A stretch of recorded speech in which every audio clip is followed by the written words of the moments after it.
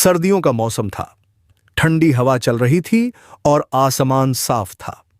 राजा अकबर अपने प्रिय मंत्री बीरबल के साथ कश्मीर की सैर पर निकले थे। दोनों घोड़े पर सवार होकर ठंडी हवा का आनंद ले रहे थे।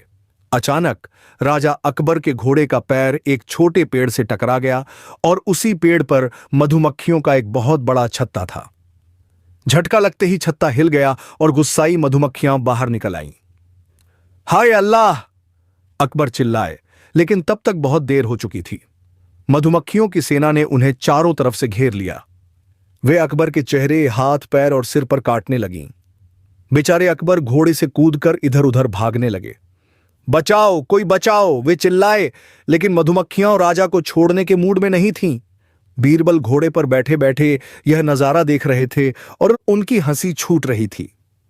पर राजा की हालत देखकर उन्होंने गंभीरता से कुछ सोचा और फौरन एक तरकीब लगाई।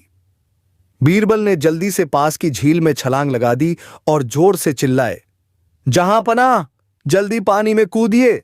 मधुमक्खियां पानी में नहीं डूबती, लेकिन इंसान के शरीर से हट जाती हैं।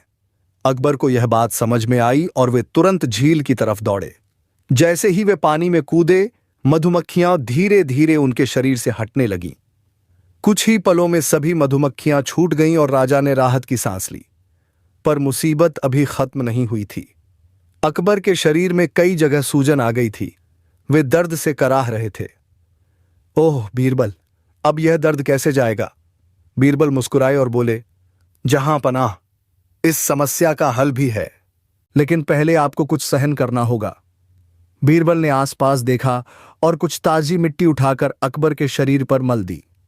फिर पास के खेत से प्याज तोड़कर उसे पीस दिया और राजा की सूजन पर लगा दिया।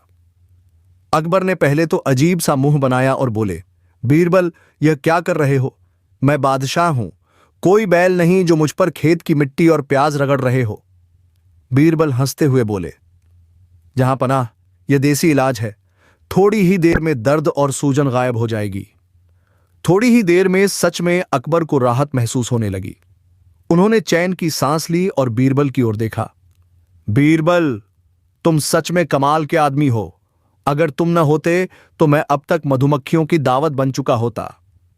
बीरबल हंसते हुए बोले, जहां पनाह, अगली बार घोड़े को सही से चलाइए, नहीं तो कश्मीर की सैर के बजाय मधुमक्खियों की सवारी करनी पड़ेगी। अकबर और बीरबल दोनों हंस पड़े और फिर वापस अपनी यात्रा पर चल पड़े। इस बार अकबर ने घोड़े को बड़ी सावधानी से चलाया और रास्ते में कोई और मधुमक्खी का छत्ता गिराने की गलती नहीं की। मेरे प्यारे दोस्तों, यदि आपको इस तरह की कहानी अच्छी लगती है तो वीडियो को लाइक करें और चैनल को सब्सक्राइब कर दें और कमेंट बॉक्स में लिखें जय हिंद।